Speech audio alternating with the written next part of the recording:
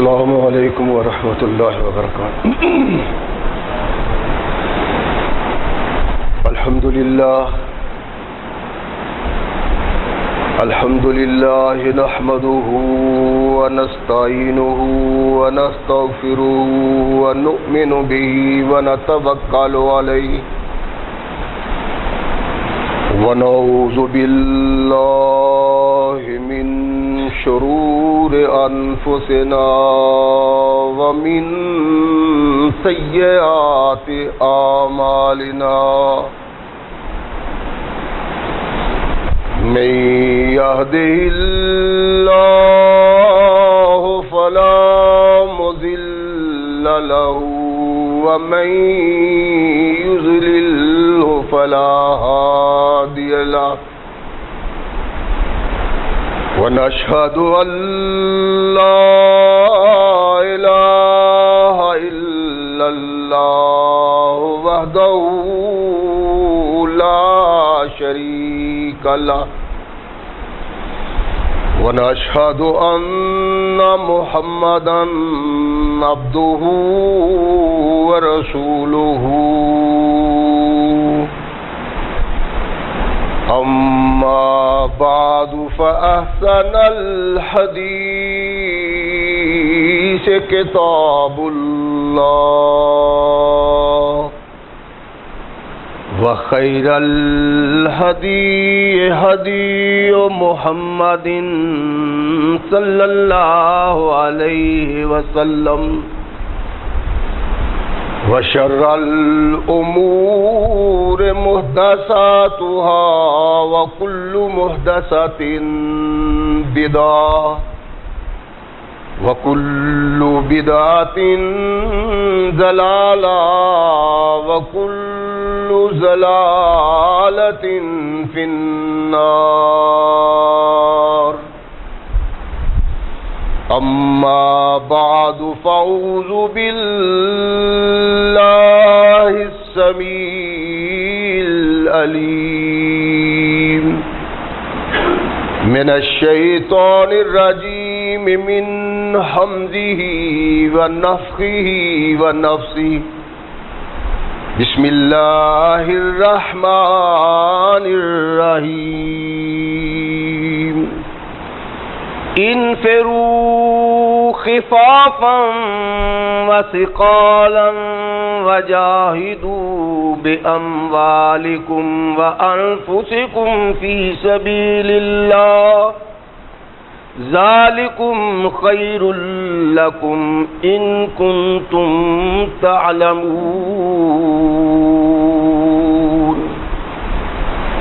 صدق اللہ مولانا العظیم وصدق رسولہ النبی الکریم۔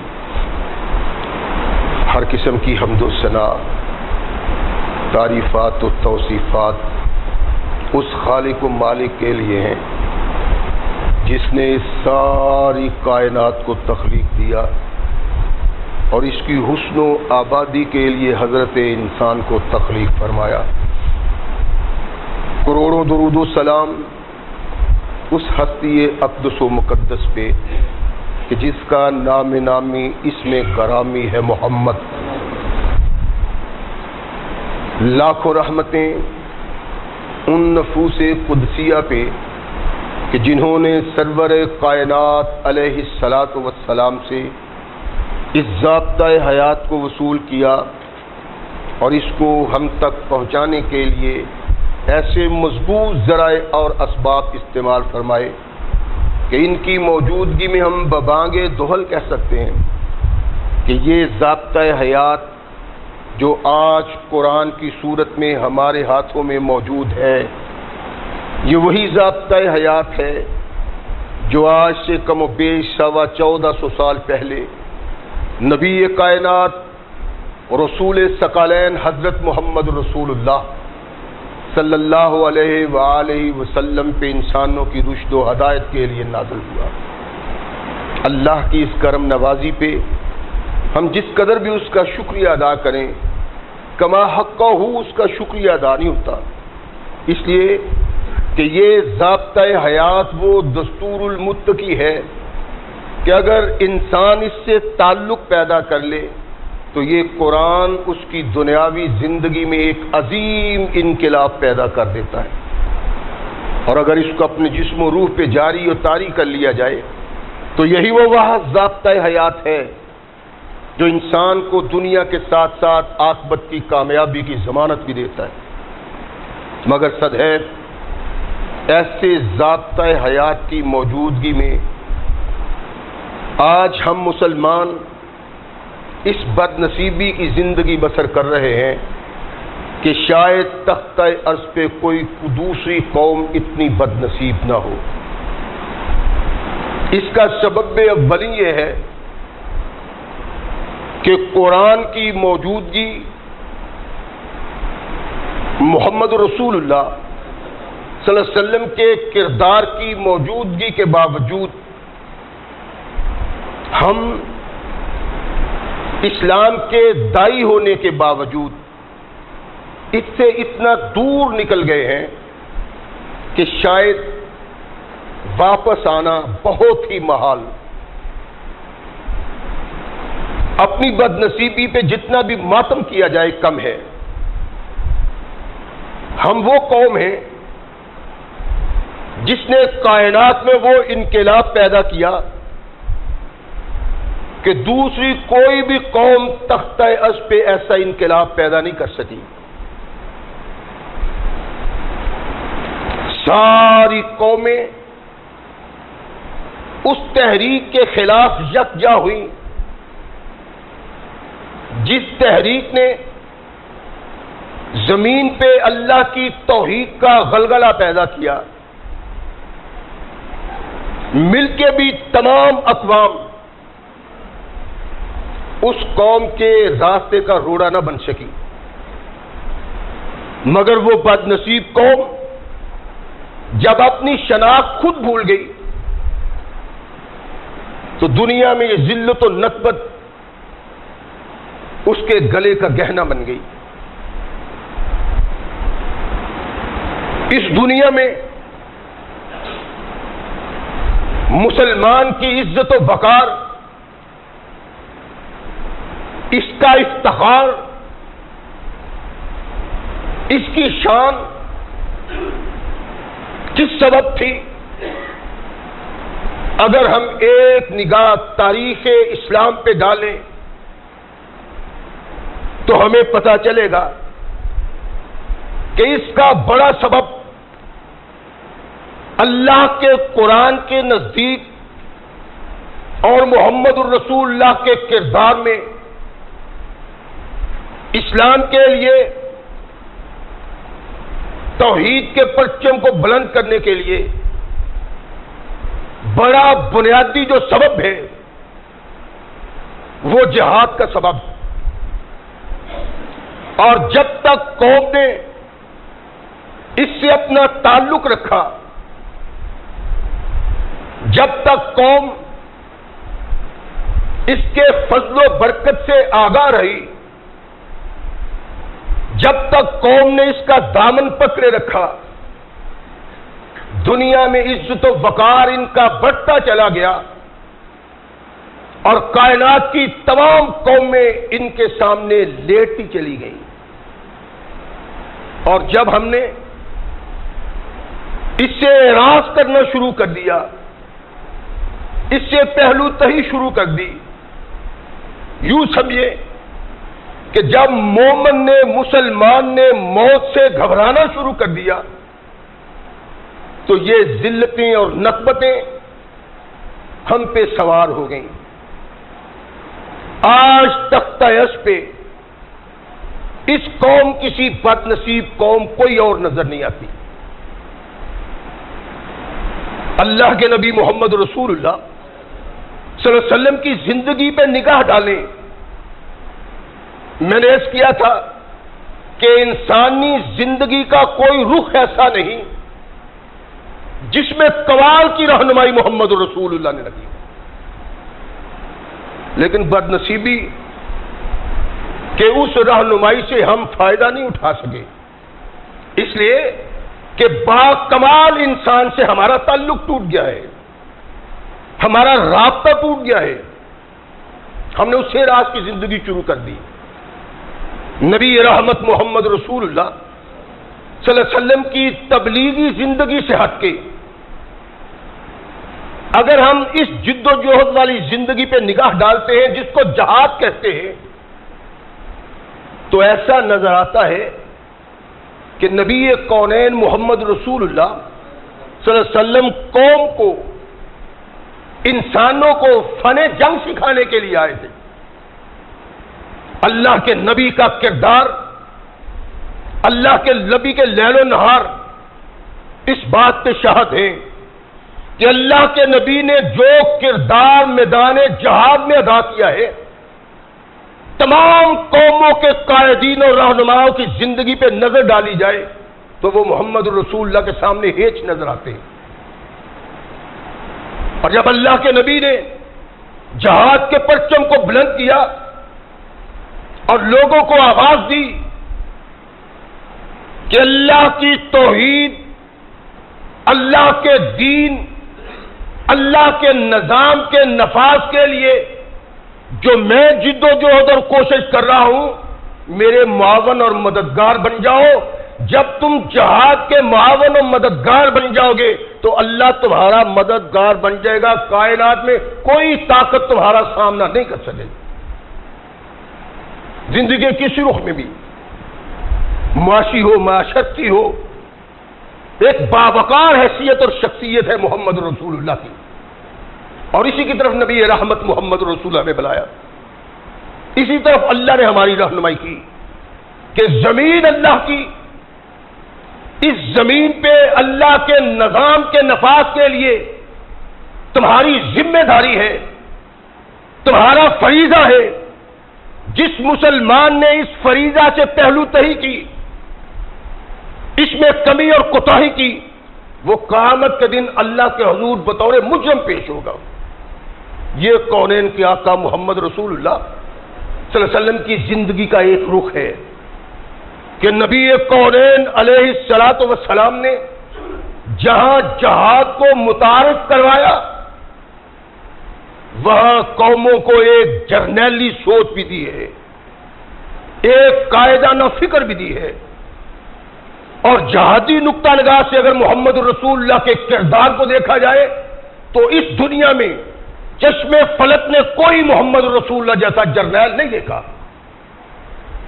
اور جس جرنیل نے آنے والے زمانے میں کائنات کے آقا ثقلین کے تاجدار محمد رسول اللہ کے کردار کو پیش نظر رکھا، وہ اوراق تاریخ میں ایسا زندہ ہوا کہ قیامت تک زندہ رہے گا، کبھی اس کو موت نہیں آئے گی۔ لیکن جو اس کا بھاگی بن گیا وہ اللہ کی نگاہ میں معطوف بن جاتا ہے۔ ثقلین کے تاجدار محمد رسول اللہ صلی اللہ علیہ وسلم کے اس زندگی کے رخ میں آپ دیکھیں تو احساس ہوتا ہے کہ واقعی کائنات کے آقا باکمال انسان تھے۔ وقت آیا، نبی رحمت محمد رسول اللہ صلی اللہ علیہ وسلم جہاد کے لیے نکلتے، پتہ چلا کہ عرب کی بڑی طاقت محمد رسول اللہ کے مقابلے میں آ رہی۔ اللہ کے نبی اس سے ٹکرانے کے لیے نہیں نکلے، بس جہادی فکر کے تحت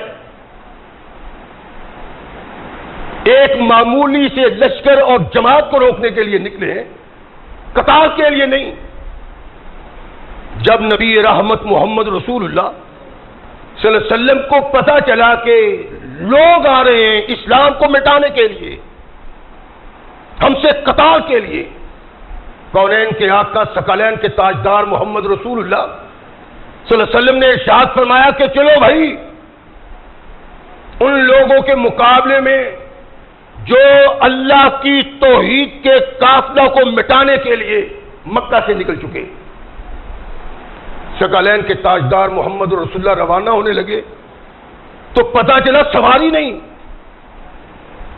اسلحہ بھی نہیں، لمبا سفر ہے، اب کیسے کیا جائے؟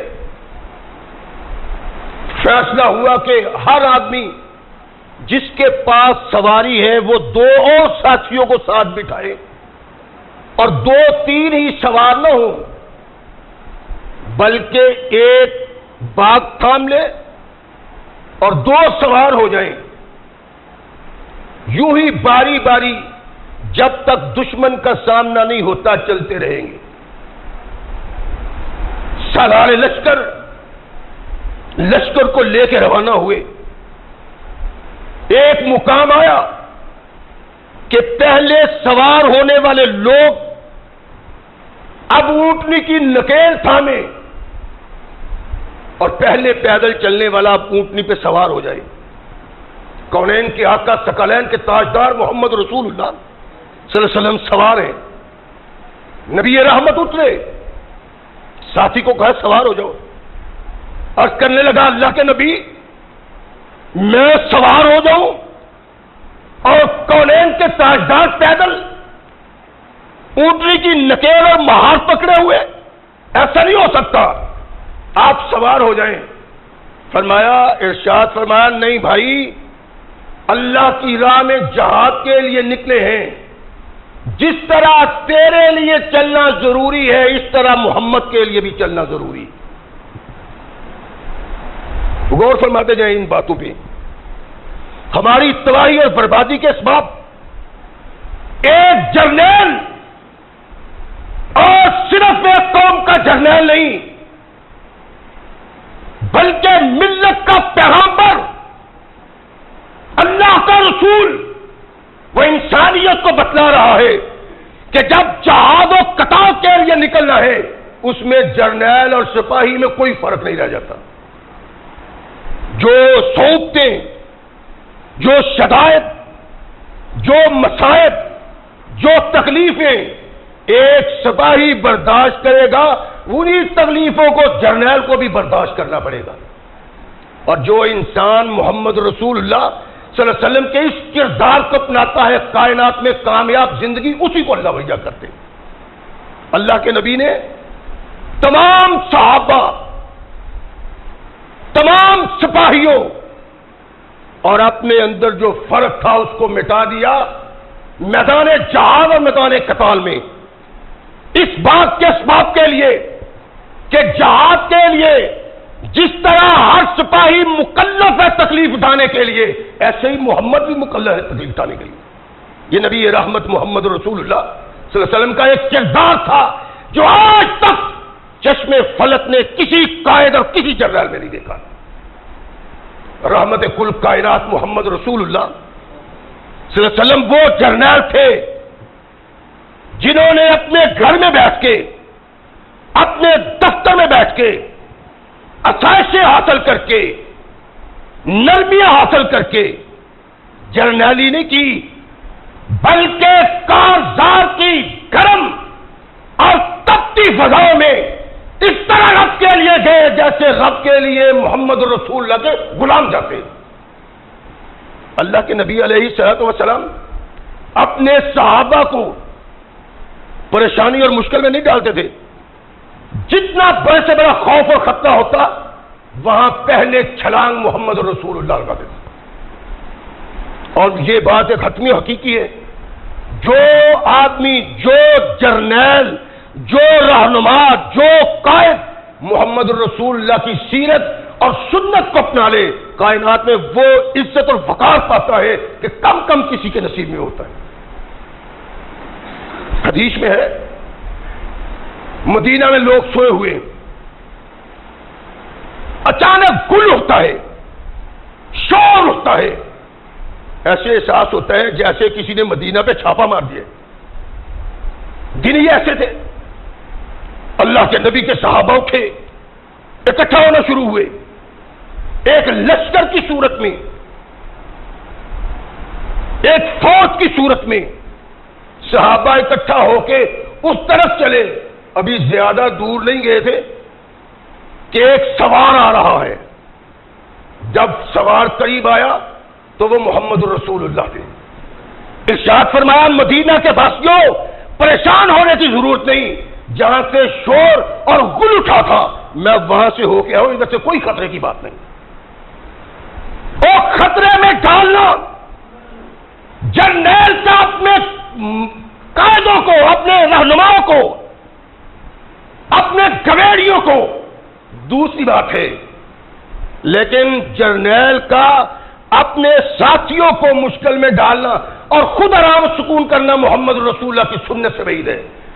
فرمایا قیامت تک عزت و وقار کا تاج اس کا ایک جرنیل کے سر پہ رہے گا جو خود آگے بڑھ کے قربانی دینے کی سعی کرتا ہے اور اپنے ساتھیوں کو محفوظ رکھتا ہے۔ یہ محمد رسول اللہ کا کردار، اور اللہ کے نبی علیہ الصلوۃ والسلام کا یہی کردار نہیں بلکہ کونین کے آقا ثقلین کے تاجدار محمد رسول اللہ صلی اللہ علیہ وسلم نے جو بھی جہاد کیا ہے، جو بھی قتال کیا ہے، بطور جرنیل اللہ کے نبی نے زائد حصہ وہاں سے نہیں لیا، بلکہ جتنا حصہ کسی مجاہد سپاہی کے حصے میں آتا ہے وہی محمد کریم علیہ الصلوۃ والسلام بھی لیتے۔ اور ایک جرنیل تھا جس کی فکر، جس کی سوچ اور جس کے فن حرب نے انسانیت کو خون خرابے سے بچایا اور چاہا کہ جتنا بھی کم سے کم خون بہے اور زیادہ سے زیادہ فتوحات ہو، وہ کردار ادا کرنا چاہیے، وہ حکمت عملی اختیار کرنی چاہیے۔ محمد کریم علیہ الصلوۃ والسلام نے وہی حکمت عملی اختیار کی ہے جس حکمت عملی کے تحت مسلمانوں کا خون بہت کم رہا ہے۔ مختلف لڑائیوں کو شمار کرتے ہوئے مورخین نے 81 لڑائیاں محمد رسول اللہ بیان کی ان کی زندگی میں، لیکن آپ حیران ہوں گے کہ ان تمام لڑائیوں میں فتوحات کے دروازے اللہ نے کھول دیے۔ مکہ فتح ہوا، طائف فتح ہوا، حنین فتح ہوا اور خیبر فتح ہوا، لیکن کونین کے آقا محمد رسول اللہ صلی اللہ علیہ وسلم کے صرف 260 صحابہ شہید ہوئے۔ اتنی بڑی حکمت عملی تھی محمد رسول اللہ کی جنگ کے لیے کہ جو اس کامیابی سے آگے بڑھتے کہ قتال اور خون کم ہوتا، محمد کریم فتوحات زیادہ حاصل کرتے تھے۔ اللہ کے نبی علیہ الصلوۃ والسلام کعبۃ اللہ کے طواف کے لیے آ رہے، حدیبیہ کے مقام پہ پہنچے، مکہ کے لوگوں نے محمد رسول اللہ کے داخلے کو بند کر دیا کہ آپ مکہ میں نہیں داخل ہو سکتے، اور ارشاد فرمایا خدا کے بندو، ہم تمہارے خطاب قتال کرنے کے لیے نہیں، اللہ کے گھر کا دیدار کرنے کے لیے آئے، نہیں ہو سکتا۔ اللہ کے نبی علیہ الصلوۃ والسلام نے ساتھی بھیجا، اپنے پیغمبر بھیجا، اپنا مرسل بھیجا، ان سے گفتگو ہو، لیکن مکہ کے لوگ ماننے کے لیے تیار نہیں۔ اللہ کے نبی کے صحابہ اس بات پہ مصر ہیں کہ اللہ کے نبی ان لوگوں سے زور کے ساتھ، طاقت کے ساتھ نپٹا جائے، اگر جنگ کرنے کی بھی ضرورت پڑے تو اللہ کے نبی جنگ ہونی چاہیے، واپس نہیں جانا۔ کونین کے آقا محمد رسول اللہ صلی اللہ علیہ وسلم کے ہاتھ پہ 1400 صحابہ نے بیعت کی موت کی کہ یا کعبۃ اللہ کا طواف کریں گے یا مر جائیں گے۔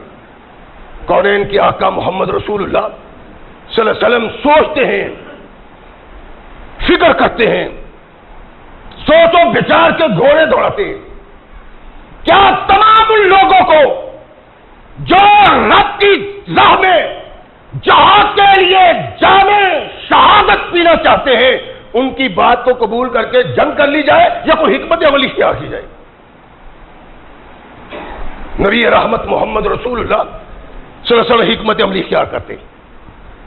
اس حکمت عملی میں آقا کائنات محمد رسول اللہ صلی اللہ علیہ وسلم نے کافروں کی بات مان لی کہ ہم اس سال کعبۃ اللہ کا طواف اور دیدار نہیں کرتے۔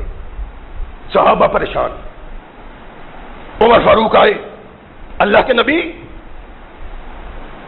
کیا اللہ واحد ذات نہیں؟ آپ نہیں، دین سچا نہیں۔ ارشاد فرمایا عمر سب کچھ ٹھیک ہے، اور کہنے لگا اللہ کے نبی سے کیوں کر ہو سکتا ہے ان کافروں کے دباؤ کو قبول کر کے ہم واپس چلے جائیں؟ ثقلین کے تاجدار محمد رسول اللہ صلی اللہ علیہ وسلم نے ارشاد فرمایا کہ عمر اس جذبہ کی ابھی ضرورت نہیں، میں جو کرنا چاہتا ہوں مجھے کرنے دو۔ صحابہ میں طوفان بپا ہے، لیکن کونین کے آقا محمد رسول اللہ صلی اللہ علیہ وسلم نے بعض ایسی شرائط کو بھی قبول کر لیا جو شرائط مسلمان ماننے کے لیے تیار نہیں تھے، اور وہ کہتے تھے کہ اللہ کے نبی یہ شرائط ماننا تو کمزوری ہے۔ کونین کے آقا ثقلین کے تاجدار محمد رسول اللہ صلی اللہ علیہ وسلم نے سب کچھ کے باوجود معاہدہ حدیبیہ پہ دستخط کیے۔ پھر ایک وقت گزر گیا کہ اختلاف کرنے والے مسلمانوں کو پتا چلا کہ محمد رسول اللہ کا فیصلہ صحیح تھا۔ ایک جنرل جس سے ایسے لوگ تعلق رکھتے ہیں، ایسے لوگ وابستگی رکھتے ہیں کہ اس کے ایک اشارہ چشم ابرو پہ سب کچھ قربان کر دینے کو تیار ہیں، محمد رسول اللہ ایسی شرائط کو قبول کرتے ہیں جو صحابہ کو پسند نہیں آئی۔ لیکن جب اس کا نتیجہ نکلا کہ مکہ کے ارد گرد، مدینہ کے ارد گرد، مکہ اور مدینہ کے درمیان اتنے لوگ مسلمان ہوئے کہ کوئی آدمی سوچ بھی نہیں سکتا تھا، یہ ایک جنرالی تصور تھا جو محمد رسول اللہ دیے، ایک فکر تھی جو محمد رسول اللہ دی، اور اس بات کا اظہار کیا کامیابی اور کامرانی تمہاری سوچوں کی بنا پہ نہیں، جس جنرل نے کامیابی اختیار کرنی ہے وہ محمد کریم کی سیرت کو اٹھا کے دے گا، یہ سیرت ہے محمد رسول اللہ۔ کافروں سے بھی قتال نہیں کیا، کافروں سے بھی جہاد نہیں کیا کہ اس جہاد کے نتیجے میں ہزاروں لوگ خون میں نہا جائیں گے۔ کائنات کے آقا محمد رسول اللہ صلی اللہ علیہ وسلم نے ایک دوسری حکمت عملی اختیار کی، اور یہ حکمت عملی فن جنگ کا کمال ہے جو محمد رسول اللہ کر رہے ہیں۔ میدان لگا ہوا ہے، ثقلین کے تاجدار محمد رسول اللہ صلی اللہ علیہ وسلم میدان میں ہیں، اللہ کے نبی جہاد میں بذات خود موجود ہوتے تھے، اور اس بات کا احساس کیا تیرا جہاد، تیری قیادت، تیری لیڈری اللہ کو تب محبوب ہے جب تو اللہ کی راہ میں لے کے سپاہیوں کو بھی نکلتا ہے تو اسی میدان کارزار میں اپنی جان پیش کرنے کے لیے بھی آ جاؤ۔ کونین کے آقا محمد رسول اللہ صلی اللہ علیہ وسلم نے کبھی میدان قتال سے پیچھے نہیں رہے۔ محمد رسول اللہ کے نبی احد کے میدان میں ثقلین کے تاجدار محمد رسول اللہ صحابہ کو اکٹھا کرتے، واعظ کیا، ان کو سمجھایا، ان کو، اور میدان کا جائزہ لیا۔ جرنیل ہے، جرنیلی سوچ جس نے قوم کو زندگی کی طرف دی، جس نے قوم کو قربان ہو جانے کا جذبہ دیا، وہ محمد رسول اللہ کی سوچ ہے صلی اللہ علیہ وسلم۔ اللہ کے نبی سے پہلے کائنات میں کوئی ایسا جرنیل نظر نہیں آتا جس نے فن جنگ میں وہ کمال دکھایا ہو جو محمد رسول اللہ نے دکھایا۔ تشریف فرما ہے، میدان پہ نگاہ ڈالی تو اس نتیجہ پہ پہنچے کہ آگے بڑھ کے میدان کو اختیار کرنے سے بہتر ہے کہ احد پہاڑ کو اپنی پشت پہ رکھا جائے تاکہ پشت محفوظ ہو جائے، اور پھر آگے بڑھتے ہیں، جائزہ لیتے ہیں۔ ان جائزوں کا سبب کیا ہے؟ کیوں کونین کے آقا محمد رسول اللہ صلی اللہ علیہ وسلم میدان کارزار میں جو جائزے لے رہے ہیں؟ ایک ہی سبب تھا، نبی کونین اپنے ساتھیوں کو بچانا چاہتے تھے اور کم سے کم خون بہا کے زیادہ سے زیادہ فائدہ اٹھانا چاہتے تھے۔ اللہ کے نبی نے ایک درے کو دیکھا تو ارشاد فرمایا یہ درہ ہمارے لیے خطرناک ہو سکتا ہے۔ 40 صحابہ کو اس درے پہ کھڑا کر دیا اور ارشاد فرمایا کہ یہاں سے اترنا نہیں۔ کیوں؟ اس لیے کہ اس درے کو خالی کرنا اپنے آپ کو مسائل میں ڈالنے کے مترادف ہے، تباہی میں ڈالنے کے مترادف۔ کونین کے آقا محمد رسول اللہ صلی اللہ علیہ وسلم نے 40 صحابہ کو وہاں کھڑا کر دیا۔ نبی رحمت محمد رسول اللہ صفیں بناتے ہیں اور اللہ کے نبی صف بستا ہے جرنیل میدان کارزار میں، اور اس کی سوچ، اس کی تمنا یہ ہے کہ اللہ جنگ میں کم سے کم خون بہے۔ نبی رحمت محمد رسول اللہ صلی اللہ علیہ وسلم بات کر رہے ہیں صحابہ کو، صفیں بندی ہوئی ہیں، سامنے سے ایک گھوڑا نکلتا ہے اور وہ آواز دیتا ہے، اے محمد صلی اللہ علیہ وسلم آؤ میرے خلاف، میں تم سے قتال کرنا چاہتا ہوں۔ اور میں نے گھوڑا پالا ہی اس لیے ہے، اس کی پرورش اس لیے کی ہے کہ اس گھوڑے پہ سوار ہو کے محمد کو قتل کرنا ہے صلی اللہ علیہ وسلم۔ مسلمانوں کے جرنیل کو آواز دی۔ یہ جرنیل مدینے میں نہیں بیٹھا ہوا بلکہ میدان کارزار میں ہے۔ اللہ کے نبی نے قدم بڑھایا، صحابہ پریشان ہو گئے۔ اللہ کے نبی ہماری موجودگی میں جرنیل کی زیر قیادت سپا اپنے آپ کو قربان کرتے ہیں۔ آقا آپ فرمایا اس نے چیلنج مجھ کو کیا ہے، اس لیے کسی صحابی کو آگے جانے کی اجازت نہیں، محمد اس کا مقابلہ کرے گا صلی اللہ علیہ وسلم۔ ثقلین کے تاجدار محمد رسول اللہ صلی اللہ علیہ وسلم آگے بڑھتے ہیں اور 2 ہاتھ ہوتے ہیں ابی بن خلف کے ساتھ۔ اللہ کے نبی ایک نیزہ مارتے ہیں، معمولی سی خراش گردن پہ آتی ہے، اونٹ کی طرح دل بڑا اٹھا، اور مورخ کہتا ہے واپس بھاگتا ہوا کہتا ہے محمد نے مجھے مار دیا صلی اللہ علیہ وسلم۔ ثقلین کے تاجدار محمد رسول اللہ صلی اللہ علیہ وسلم کے اس کردار کا مطلب کیا ہے؟ ارشاد فرمایا اگر میدان کارزار میں فتوحات کے دروازے کھولنے ہیں تو میدان کارزار میں آگے بڑھ کے دوسرے سپاہیوں سے بڑھ کے کردار ادا کرو، تاکہ سپاہی تمہارے ایک ایک آرڈر پہ اپنی جانوں کو قربان کرنے کے لیے آگے بڑھے۔ کونین کے آقا محمد رسول اللہ صلی اللہ علیہ وسلم کا یہ تصور تھا، یہ سوچ دی تھی محمد رسول اللہ صلی اللہ علیہ وسلم نے۔ ایسی سوچ کائنات میں کسی دوسرے نے دی۔ اللہ کے نبی کی حکمت عملی ہر دفعہ مختلف ہوتی، مختلف انداز سے محمد رسول اللہ سوچتے، اور اللہ کے نبی کی حکمت عملی کے خلاف جب صحابہ نے ایک قدم اٹھایا تو وہ میدان جہاں کافروں کی لاشیں محمد رسول اللہ کے ساتھیوں نے بچھا دی تھی، اسی میدان میں محمد رسول اللہ کے ساتھیوں کی بھی لاشیں تھی۔ ایک جرنیل کی حکمت عملی سے اختلاف کیا صحابیوں نے، اور وہ اختلاف اتنا بڑا تھا کہ بہت سارے اپنے ساتھیوں کو موت کے منہ میں دے دی۔ مختلف مقامات پہ مختلف انداز محمد رسول اللہ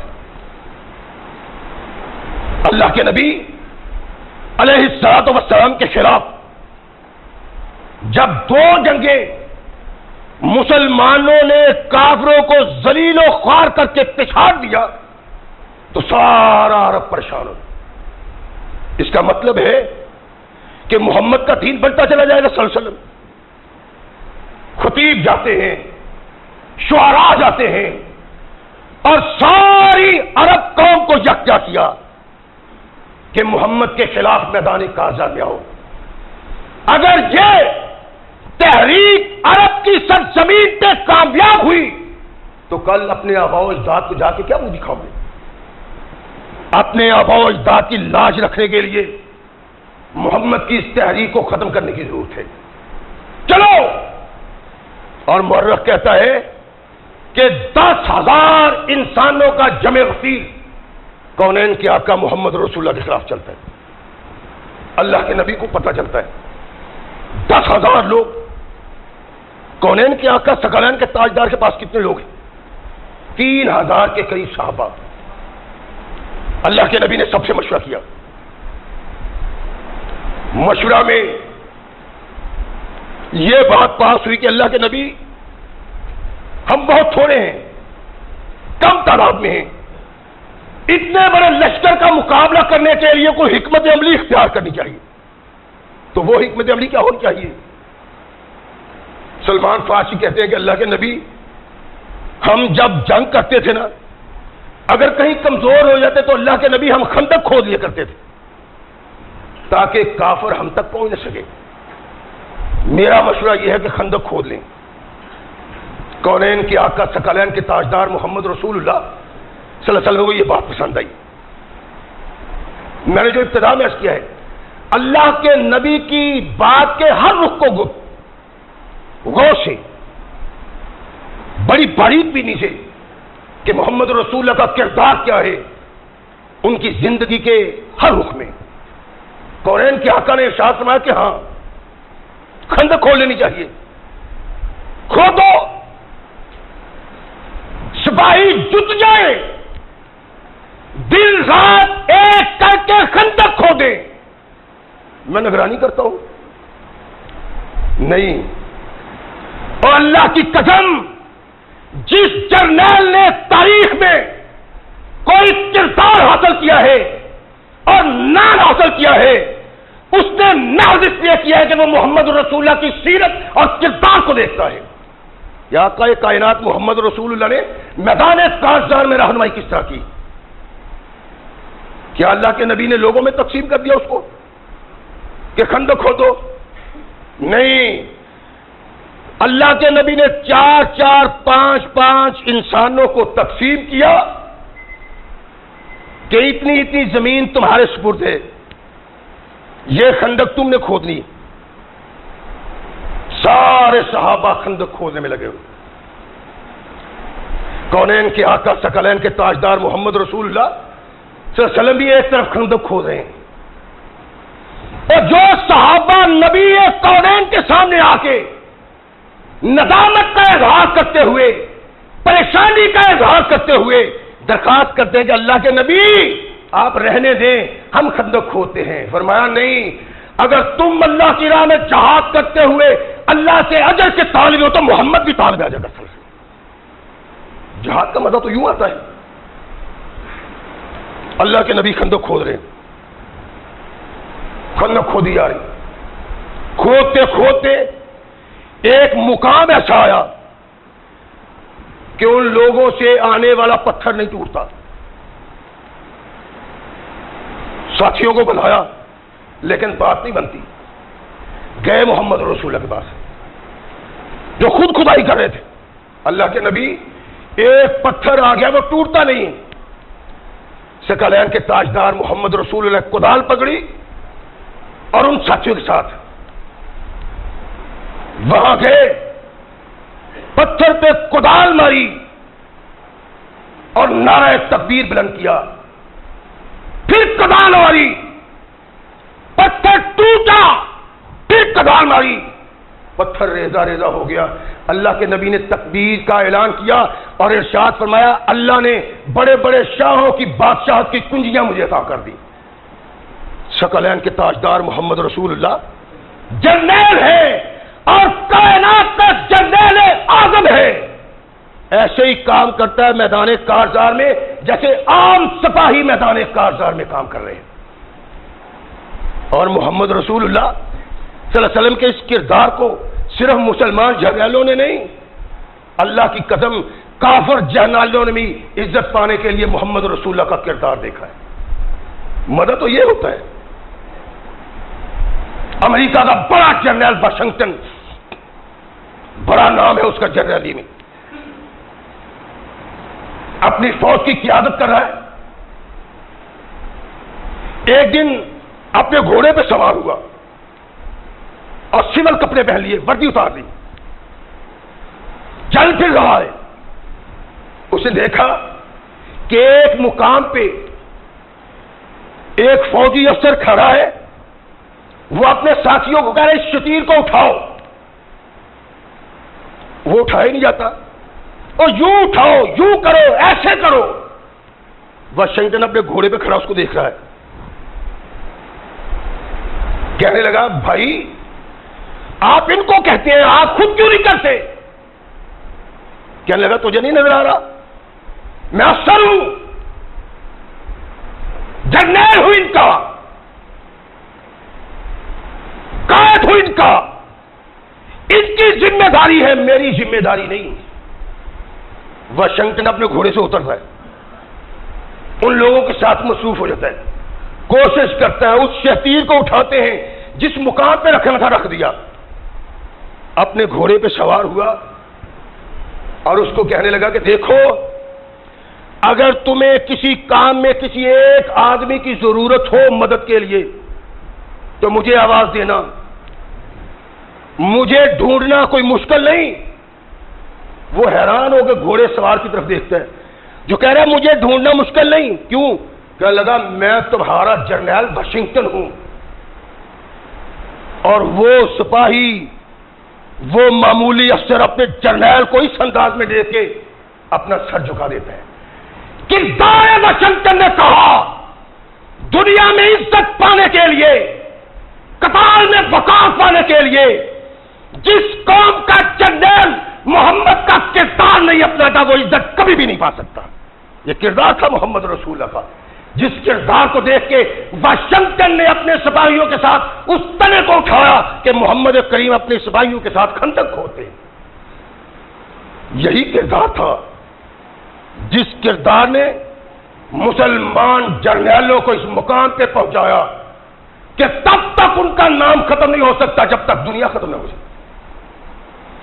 کونین کے آقا ثقلین کے تاجدار محمد رسول اللہ نے حالات دیکھے، بڑے پریشان کن حالات ہیں، 10,000 افراد، اور پھر اس میں بڑی مشکل یہ پڑی کہ مدینہ کے یہودیوں نے بدعہدی کر دی، کافروں کا ساتھ دینا عہد کر لیا ان سے۔ اللہ کے نبی پریشان، اپنے ساتھیوں کو بلایا، ارشاد فرمایا اگر تم چاہو تو کچھ لوگوں کو ان سے جدا کر دیں، اس بات پہ کہ ہر سال ہم تمہیں کھجور کا کوئی حصہ دیا کریں گے، میدان سے چلے جاؤ۔ صحابہ عرض کرتے اللہ کے نبی یہ اللہ کا حکم ہے؟ فرما نہیں، میں تمہیں بچانا چاہتا ہوں۔ عرض کی اللہ کے نبی اس دنیا کی کیا حیثیت ہے، اللہ کی قسم کھجور تو بہت دور کی بات ہے، اگر کافر ہم سے گٹھڑی بھی مانگے تو وہ بھی دینے کو تیار نہیں۔ نبی رحمت محمد رسول اللہ صلی اللہ علیہ وسلم کا چہرہ کھل اٹھا۔ اب اللہ کے نبی ایک دوسرا کردار انسانوں کے سامنے رکھتے، اعلان فرمایا کہ کوئی ہے جو کافروں میں چلا جائے اور ان میں جا کے اختلاف ڈال دے، پریشانی ڈال دے، ان کے دلوں میں خوف و دہشت پیدا کر دے مسلمانوں کی۔ ایک نیا نیا مسلمان ہوا تھا، اللہ کے نبی میرا نہیں ان لوگوں کا تک میں مسلمان ہوں، اگر اجازت ہو تو میں جاؤں؟ ارشاد فرمایا ہاں جاؤ۔ عرض کرنے لگا اللہ کے نبی اس کے ساتھ ساتھ ایک اجازت بھی چاہیے۔ فرمایا کہو۔ کہنے لگا کہ مجھے آپ کے خلاف باتیں کرنا پڑیں گی وہاں۔ یہ جاسوسی کا جو کردار ہے نا سب سے پہلے اسلام نے دیا ہے میدان جنگ میں۔ اللہ کے نبی کا انتخاب تھا میدان جنگ میں لشکر کفار میں جاسوس کو بھیجنا کہ وہ ان کی طاقت کا اندازہ کرے اور ان میں اختلاف اور انتشار ڈالنے کی کوشش کرے۔ کونین کے آقا محمد رسول اللہ صلی اللہ علیہ وسلم نے اس کو کہا اجازت تمہیں میرے خلاف بات کرنا پڑے تو کر لو۔ وہ صحابی جاتا ہے عرب سرداروں کے پاس، کہنے لگا تمہیں کچھ پتا بھی ہے کہ یہودی تمہارے خلاف سازش کر رہے ہیں، انہوں نے محمد سے عہد کو توڑا اور اب ان کو احساس ہے کہ تم نے جانا ہی جانا ہے، اس کے بعد وہ محمد کا مقابلہ نہیں کر سکتے صلی اللہ علیہ وسلم۔ اب ان کا خیال ہے کہ تمہارے کچھ نوجوانوں کو پکڑ لیا جائے اور صلح کے لیے اپنی نیک نیتی کے لیے ان کو محمد کے سپرد کر دیا جائے۔ ذرا بچ بچا کے رہنا، یہودی بہت کھچر لوگ ہیں، خطرناک لوگ ہیں، بڑا داؤ پیش کھیلتے ہیں۔ اچھا پھر وہ وہاں سے نکلتا ہے یہودیوں کے پاس جاتا ہے، کہتا ہو تمہیں کوئی پتا بھی ہے کہ پاگلوں کی طرح سب اس کی حمایتی کرتے چلے جا رہے ہو. تمہیں یہ نہیں پتا کہ عرب کے لوگوں نے چلے جانا ہے, محمد نے یہاں رہنا ہے صلی اللہ علیہ وسلم, اور تم نے بھی یہاں رہنا ہے, تو تمہارا کیا بنے گا؟ سوچ و بچار کرو. اگر تم مکہ والوں پہ اعتماد اور اعتبار کرتے ہو تو ان کو کہو کہ اپنے کچھ نوجوان یعنی سرداروں کے بیٹے تمہارے سپرد کریں بطور ضمانت, تاکہ وہ بھاگ نہ جائیں اور تم بعد میں مصیبت میں نہ پڑ جاؤ. کہنے لگے بات تو ٹھیک ہے, کونین کے آقا محمد رسول اللہ صلی اللہ علیہ وسلم کی حکمت عملی جنگ میں, بات تو ٹھیک ہے. شروع ہوئی گفتگو. یہود نے کہا بھائی دیکھو تم مکہ سے آئے ہو, اپنی کتنی دیر تک یہاں رہو گے؟ تم نے جانا ہی جانا ہے. ایسا نہ ہو کہ تم چلے جاؤ پھر بعد میں محمد ہمیں طے کر دے, کون بچائے گا ہمیں؟ عہد کرو کہ تب تک نہیں جانا جب تک مسلمانوں کا آخری بچہ تک ختم نہیں کر دینا. ٹھیک ہے ہمارا حق. کہنے لگے نہیں, ہمارے پاس اپنے سرداروں کے بچے رکھو تاکہ بطور ضمانت رہے کہ تم نہیں جاؤ گے. ان کے کان کھڑے ہوتے کہ یار اس شخص نے صحیح کہا تھا کہ یہ تم سے تمہارے بچے لے کے محمد کو دے دیں گے صلی اللہ علیہ وسلم. جب انہوں نے انکار کر دیا, یہود نے سمجھا کہ واقعی وہ صحیح کہتا تھا, ان لوگوں کا بھاگ جانے کا ارادہ ہے. اختلاف پڑ گیا, انتشار پڑ گیا, وہ دباؤ جو محمد رسول اللہ پہ ختم ہو گیا. ادھر محمد رسول اللہ صلی اللہ علیہ وسلم کی حکمت عملی کے کمال نے ان لوگوں کے پاؤں کھیڑ دیے. وہاں اللہ نے تند و تیز ہوا بھیجی جس سے ساری فوج تتر بتر ہو گئی, اور 3000 صحابہ کی موجودگی میں 10,000 کافر یوں میدان کارسار سے بھاگے جیسے بھیڑ ایک شیر کے آگے بھاگتی. یہ محمد رسول اللہ کی حکمت عملی. اور ایک جرنیل کو راضی ہے کہ دیوانوں کی طرح خون بہانا کام نہیں, بلکہ عقل, شعور اور فکر سے ایسی فتح حاصل کرنا مقصود ہونا چاہیے جس میں خون خرابہ کم ہو اور فتح زیادہ ہو. یہ کردار ہے محمد رسول اللہ کی تاریخ. ثقلین کے تاجدار محمد رسول اللہ صلی اللہ علیہ وسلم نے اس کردار کو اس انداز سے نبھایا ہے کہ عام حالات میں ہم اس مطلب سوچ نہیں سکتے. اللہ کے نبی مکہ فتح کرنے کے لیے چلتے, ساری فتوحات ہو گئی. حنین کی طرف قدم بڑھانے کا ارادہ کیا.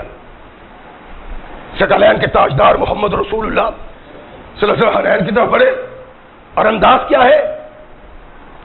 وہ ایماندار صحابہ جن کے دلوں میں ایمان سمایا ہوا تھا, جن کے دلوں میں محمد کا نام لے کے قرار آتا تھا, جن کی تلواروں سے باغی کافروں کا خون ٹپکتا تھا, ان صحابہ کے ساتھ مکہ کے وہ 9 مسلم بھی شامل ہو گئے جن کا خیال تھا کہ مسلمان کسی میدان کارزار میں شکست نہیں کھاتے. اس لیے حنین اگر فتح ہو گیا تو سارا مال و اسباب ہم بھی مالک بن جائیں. مورخ لکھتا ہے کہ اصل مسلمانوں کے آگے 9 مسلموں کے گھوڑے لگ گئے. جب وہ حنین کی تنگ وادی میں پہنچے, وہاں ان کے فوجی بیٹھے ہوئے تھے. انہوں نے جب دیکھا کہ اب یہ گرفت میں آ گئے, انہوں نے تیر برسانے شروع کر دیے, یوں تیر اندازی کی بارش کی طرح. 9 مسلمانوں نے گھوڑے اپنے موڑ لیے, رخ موڑ لیے, اور اتنی تعداد میں گھوڑے موڑے کہ نہ مہاجر وہاں کو ٹھہر سکا نہ انصار ٹھہر سکا. ایک شخصیت تھی, اس کے ساتھ سفیان نامی ایک انسان تھا. کونین کے آقا نے اپنے گھوڑے کو آگے بڑھایا اور ارشاد فرمایا, انا النبی لا کذب انا ابن عبد المطلب, میں نبی ہوں جھوٹا نہیں, اور میری رگوں میں عبد المطلب کا خون گردش کر رہا ہے. وہ کافر کی طرح بٹھے. اور ابو سفیان کو کہا کہ آواز دو مہاجروں کو, انصار کو. مہاجروں کو آواز دی, انصار کو آواز دی. جب ان کو یہ علم ہوا کہ محمد رسول پیچھے رہ گئے ہیں, انہوں نے اپنے گھوڑوں کے رخ موڑنے کی کوشش کی. گھوڑوں کے رخ نہیں موڑے, صحابہ نے چھلانگیں لگائیں اور محمد الرسول اللہ کی آواز پہ لبیک کہتے ہوئے جاتے ہیں کہ میدان کارزار میں ہر انسان نے پیٹھ موڑ لی، خواہ مرضی سے یا دباؤ سے، لیکن ایک شخص تھا جو میدان کارزار میں جمع ہوا تھا، وہ اسلام کا جرنیل محمد رسول اللہ۔ یہ دس دیا ہے محمد رسول اللہ نے کہ جرنیل پیچھے نہیں بیٹھے ہوتے، بلکہ میدان کارزار میں جو کردار ادا کرتے ہیں وہ قیامت تک زندہ رہتا ہے اس کا کردار۔ یہ رخ تھا محمد رسول اللہ کے کردار کا۔ اور اللہ کے نبی ایک واحد جرنیل ایسے ہیں جس کی جرنیلی پہ کافروں نے بھی درود و سلام کہا۔ مکہ فتح کرنے کے لیے 10,000 قدوسیوں کا لشکر، اللہ کے نبی مکہ کے دروازے پہ دستک دیتے، اپنے صحابہ کو جمع کیا اور ارشاد فرمایا میرے ساتھیوں، تم مکہ میں داخل ہو رہے ہو، محمد کی 8 باتوں کا احساس رکھنا ہے۔ جو شخص اپنے گھر میں داخل ہو جائے اس کو قتل نہیں کرنا، جو اسلحہ رکھ دے اس کو قتل نہیں کرنا، جو کعبہ میں چلا جائے اس کو قتل نہیں کرنا، جو دار ابو سفیان میں داخل ہو جائے اس کو قتل نہیں کرنا، بوڑھوں کو قتل نہیں کرنا، بچوں کو قتل نہیں کرنا، عورتوں کو قتل نہیں کرنا۔ اللہ کا نام لے کے داخل ہو جاؤ، اور جب تک تمہارے خلاف تلوار نہ اٹھائی جائے تلوار نہیں اٹھانی۔ یہ جرنیل کس شہر کے باسیوں کے لیے حکم دے رہا ہے؟ جس شہر کے باسیوں نے محمد الرسول اللہ پہ پتھراؤ کیا، جنہوں نے محمد الرسول اللہ پہ گندگیاں ڈالی، جنہوں نے آقا کائنات کے پاؤں میں کانٹے بچھائے، جنہوں نے محمد رسول اللہ کے غلاموں کو چٹانوں میں گھسیٹا اور کولوں میں کھینچا، ان لوگوں کے خلاف محمد رسول اللہ داخل ہوئے۔ اور جرنیل کے داخل ہونے کا انداز کیا ہے؟ اللہ کی قسم، اس تاریخ کو جب کافر پڑھتا ہے نا وہ بھی جھوم جاتا ہے۔ ہمیں اس کا احساس نہیں کہ جرنیل ہوتا کیسا ہے۔ اللہ کے نبی اس شہر کو فتح کر رہے ہیں جو جب سے تخلیق پایا ہے آج تک اس شہر کو کسی نے فتح نہیں کیا۔ کونین کے آقا محمد رسول اللہ صلی اللہ علیہ وسلم کے داخلے کا انداز یہ ہے کہ محمد رسول اللہ نے اپنا سر جھکایا ہوا ہے اور اللہ کے نبی کا سر کوہان کو جا کے لگ رہا ہے، اتنا کعبۃ اللہ میں داخل ہوئے۔ اللہ نے کنٹرول دیا، کفار کی طاقت کو تباہ کیا، اور کائنات کے آقا محمد رسول اللہ بطور فاتح داخل ہوتے ہیں۔ جب فارغ ہوئے تو ارشاد فرمایا لائن بڑے بڑے لوگوں کو اکٹھا کر کے نبی کائنات محمد رسول اللہ صلی اللہ علیہ وسلم کے سامنے سب کھڑے، اس جرنیل کے سامنے جس پہ خاک ڈالی جاتی تھی، کانٹے بچھائے جاتے تھے، پتھر جس پہ برسائے جاتے تھے، تھپڑ جس کو مارے جاتے تھے، اس جرنیل کے سامنے مکہ کے مفتو کھڑے ہیں۔ ارشاد فرمایا تمہیں اپنا ماضی یاد ہے؟ سر جھکے ہوئے ہیں۔ تم نے میرے صحابہ کے ساتھ کیسے کیسے ظلم ڈھائے اور میرے خلاف کیسی کیسی بدنصیبیوں کا ارتکاب کیا، یاد ہے تمہیں؟ یاد ہے؟ فرمایا بتاؤ اب تمہارے ساتھ میں کیا سلوک کروں؟ تاریخ گواہ ہے، اللہ کی قسم ایسا جرنیل چشمے فلک نے کوئی دوسرا نہیں دیکھا۔ اگر کوئی ایسا پیدا ہوا ہے تو محمد رسول اللہ کے کردار کو اپنا کے وغیرہ کوئی نہیں۔ سر جھکے ہوئے کہ محمد تو عظیم ہے، تیرا باپ بھی عظیم تھا، تیرا دادا بھی عظیم ہے۔ مجرم سامنے کھڑے ہیں۔ ارشاد فرمایا جاؤ لا تثریب علیکم اليوم، آج تم پہ کوئی الزام نہیں، تم سب جاؤ، آزاد ہو تم۔ یہ محمد رسول اللہ کے الفاظ دیکھ کے ڈین پول پریشان اٹھا، مورخ ہے ڈین پول یورپ کا، کہتے ہیں جب یہ میں محمد کا کردار دیکھتا ہوں میری سمجھ میں کچھ نہیں آتا کہ وہ لوگ بطور مجرم کھڑے ہیں اور اتنے باغی اتنے سرکش کہ ان کو سزا ملنی چاہیے تھی، ان کے ٹکڑے اڑانے چاہیے تھے، ان کو قتل و غارت ہونا چاہیے تھا، محمد کو خون بہانا چاہیے تھا۔ لیکن میں حیران ہوں کہ سارے قریشیوں کو کہا لا تثریب علیکم اليوم، جو تمہیں معاف کر دیا۔ یہ اسلام کا بڑا جرنیل تھا۔ آج تک یورپ جس جرنیل کا ذکر کرتا ہے اور فخر سے کرتا ہے، نپولین کا، نپولین بوناپارٹ کا، ایک بڑا یورپ کا جرنیل، وہ فتوحات کرتا ہے اور یورپ کہتا ہے دنیا میں سب سے بڑا جرنیل فتوحات کرنے والا وہ نپولین۔ جب یہ اسپین میں داخل ہوتا ہے، اسپین میں فتح حاصل کرتا ہے، تو یورپ کی تاریخ کہتی ہے 3.5 لاکھ انسانوں کو خاک و خون میں بہا گیا۔ اس وقت 3.5 لاکھ انسانوں کو قیدی بھی قتل کیے، شہری بھی قتل کیے، اور مورخ یورپ کا لکھتا ہے کہ تقریباً 30,000 انسانوں کو زندہ جلا دیا، جو بہت بڑا یورپ کا جرنیل ہے۔ اور یہ جرنیل جس نے جرنیل کو عزت و وقار کی زندگی عطا کی ہے، بدر میں قیدی پکڑے، نبی رحمت محمد رسول اللہ صلی اللہ علیہ وسلم کو ایک بد کردار انسانوں کی مجلس میں کھڑا ہو کے برا کہا کرتا تھا، وہ شاعر تھا، اس کی اس بدمعاشی کا چرچا سارے مسلمانوں میں تھا۔ جب بطور قیدی وہ آقا کے سامنے پیش ہوا، فاروق اعظم بھی وہاں کھڑے تھے، عرض کیا اللہ کے نبی اس کے دانت نکال دیں تاکہ اس منہ سے پھر کوئی الفاظ نہ نکلے جو محمد کی بے ادبی کرتا تھا۔ کائنات کے سرتاج اور مسلمانوں کے جرنیل محمد رسول اللہ نے کہا عمر یہ نہیں ہو سکتا، اگر آج ہم نے اس کے عزب کو بگاڑ دیا کل قیامت کو اللہ ہمارے عزب کو بگاڑ دے گا۔ یہ جرنیلی جو محمد رسول اللہ، کردار کوئی بھی ہو، اللہ کے نبی کی زندگی کا کوئی رخ ایسا نہیں جس پہ ناز نہ کیا جائے۔ ان بد نصیبوں کو، بدبختوں کو پکڑا محمد رسول اللہ نے، اور پہلے انداز کیا تھا کہ جہاں لڑائی ہوتی، جہاں جنگ ہوتی، یا غلام بنا لیا جاتا یا سارے لوگوں کو قتل کر دیا جاتا۔